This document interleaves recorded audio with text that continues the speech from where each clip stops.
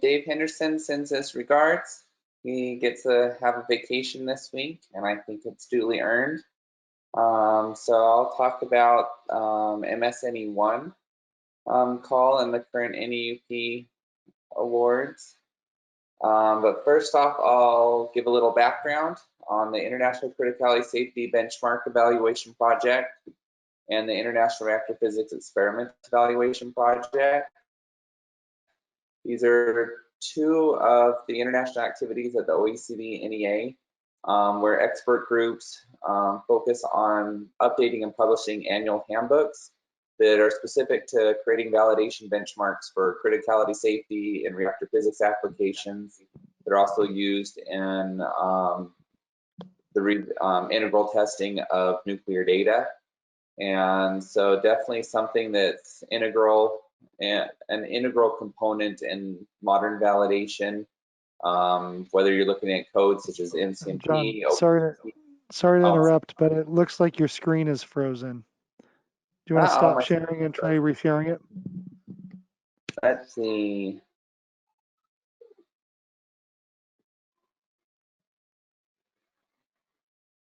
Try that.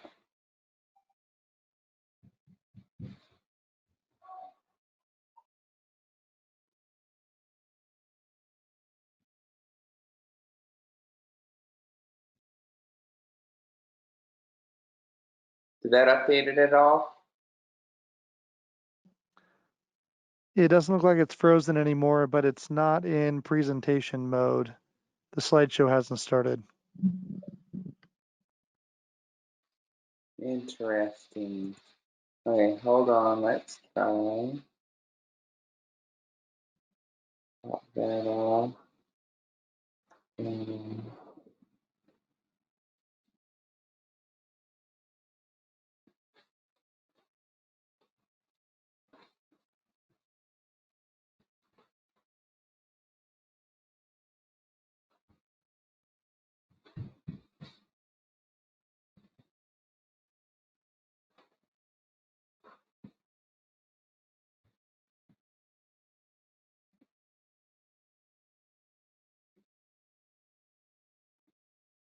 There you go, much better. Okay, for some reason it was paused on letting me share, so we'll see what happens. Okay, did that switch screens? It did. Yep, you're good to go. Okay. Keep trying, see what else I can break.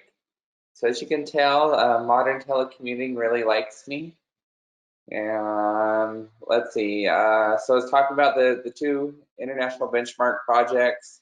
As I said, the purpose is to validate our computational methods, and the idea is not just our contemporary codes, but also to be useful in advanced modeling simulation codes, setting the baseline for evaluating the nuclear data and the neutronics portions.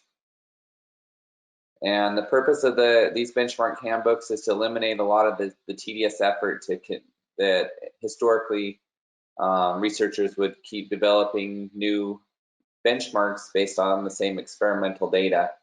And in the case of these handbooks, it's all compiled into a single location where users can access the handbooks.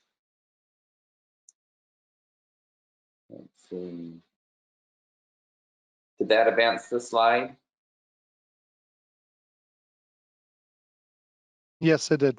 Okay, that's good. It's working. So this just gives an overall view of the process for the international benchmark projects. On the left, you have all the experimental data compiled, whether in logbooks, drawings, blueprints, memos, journals, reports. And the idea is to consolidate all that into a single location, evaluate it, identify gaps, missing data, evaluate uncertainties, biases, put them into a single format that is recognized and easy for the users to understand and implement in their work.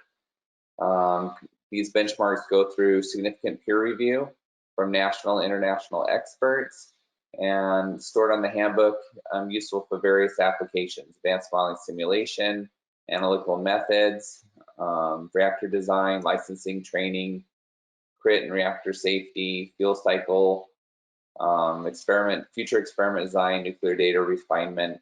So definitely a wide area of applications where we've had users request copies of these handbooks to use. And so MS-NE-1 is the integral benchmark evaluation work scope. And the purpose ideally is to develop new benchmark data to be included on one or both of these handbooks. And the data ideally should be supporting our NE programs, such as TREAT, BTR, LWRES, FST, ART, advanced modeling simulation. There's definitely various measurements of interest, and it's a growing area. We've had a lot of interest in transient benchmark development, especially for light water reactor systems. So those that are proposing should look at what the current needs for DOE-NE are and the various programs. Also identify or read through what's already existing on the handbooks to make sure to not propose something that's already been published on the handbooks or is currently one of the ongoing NEUPs from some of the prior years. And definitely these will go into the IRPHEP or ICSVP peer review process. That's one of the components of becoming a final approved benchmark. And one of the key things that has been mentioned in the past couple of years, but it tends to be missed or overlooked in the application process, is this bottom line: to clearly identify and support with documentation the importance of your proposal to industrial needs.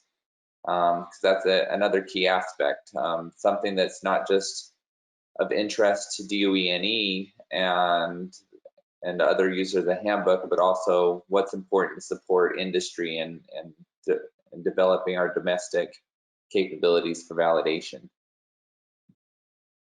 And so short and sweet, I'll open it up to any questions.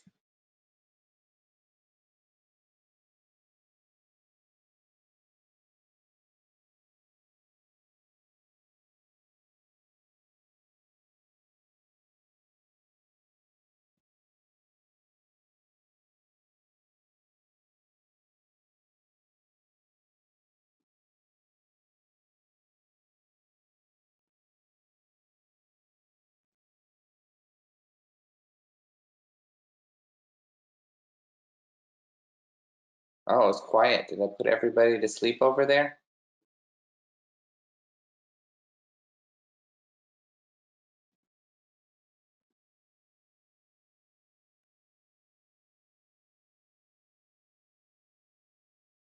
John, we have our first question. What kind of support documentation is needed? What type of support documentation? If I understood, Dave would be the best one to ask on this, and we may have to ask him to clarify later when he's back from vacation. One of the things that was from previous previous NEUP review processes where proposals may state that certain entities from industry are supportive of a project, yet there's no indication to demonstrate that support, such as a memo of support or a memo indicating a need. There may be other ways to demonstrate it. That's kind of the simplest, where if you were working with an industrial partner, them acknowledging the importance of this benchmark to support not just their work, but other reactor designs of the similar type maybe would be, in my opinion, something valid to demonstrate that. But yeah, we can ask Dave to provide a more formal answer to that question. Okay, thank you. Mm-hmm. I will hold John here for one more minute. In case there are any other questions, please submit them if you have them. Thanks.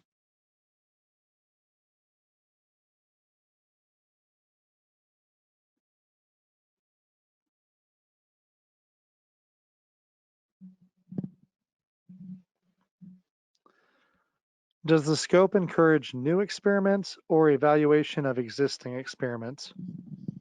The scope is more for evaluation of existing experiments. The challenge with new experiments is new experiments are quite expensive, and often the expense of those the expense required to perform an experiment is well outside the available funds under the or under the NEIP award.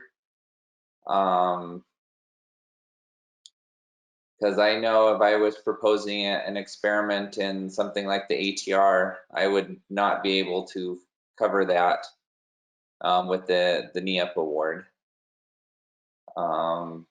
It kind of depends on, I'm trying to think. I know I've seen some very simple experiments at universities that could be done fairly cheap. But again, the onus of the proposer would be, or the PI would be to explain why such an experiment could be performed and fit the goals of the benchmark evaluation process, and also be evaluated as a benchmark within that 3-year period and the budget of the NEUP award. But typically we haven't funded the performance of experiments just because that cost is well outside the funding scope, or the funding envelope of the NEIP award.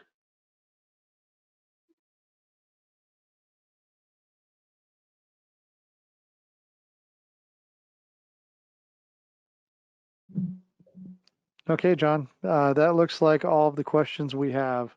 I thank you for your time.